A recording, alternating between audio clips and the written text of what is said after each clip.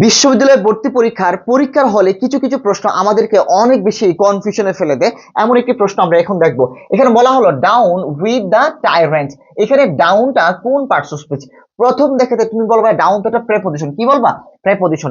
একটু ভালো করে যদি খেয়াল করো, ডাউন যদি প্রেপোজিশন হয় তাহলে এখানে উইথ কি? উইথ ও প্রেপোজিশন। তাহলে ইংরেজি গ্রামারে পাশাপাশি কি দুটো প্রিপোজিশন বসতে পারে?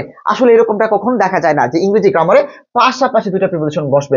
আসলে এখানে ডাউনকে যে তুমি প্রিপোজিশন বলতেছো, এটা আসলে প্রিপোজিশন না, এটা মূলত কি ভার্ব। কারণ এর অর্থ হচ্ছে কি নিপাত যাক। এর অর্থ কি বলতো? নিপাত নিপাত যাক। এখন আমরা যদি সেন্টেন্সটা বাংলা করি, ডাউন উইথ দ্য টাইরেন্ট। টাইরেন্ট মানে হচ্ছে স্বৈর শাসক বা অত্যাচারী শাসক।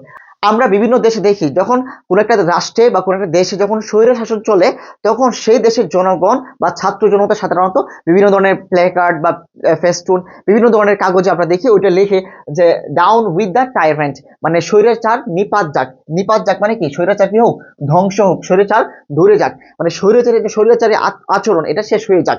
তো এখানে শেষ হয়ে যাক বা নিপাত যাক, ধ্বংস হোক। তো এখানে ডাউন দ্বারা কিন্তু নিচে বোঝাচ্ছে না, এখানে ডাউন দ্বারা কি বলছে?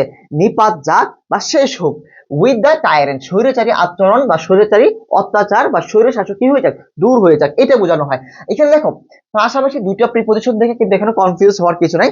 কারণ এই ডাউন প্রিপোজিশনটা আসলে প্রিপোজিশন না, এই প্রিপোজিশনটা আসলে একটা কি ভার্ব। এই প্রিপোজিশনটা কি ভার্ব। সো আমরা অ্যানসার কি করব? অ্যানসার করব ভার্ব, এখানে প্রিপোজিশন হবে না। সো আশা করি যে এই ধরনের প্রশ্নগুলো তুমি আসলে পরীক্ষা হলে এখন আর ভুল করবা না, আর পরীক্ষা হলে তুমি দুর্দান্ত এখন অ্যানসার করতে পারবা।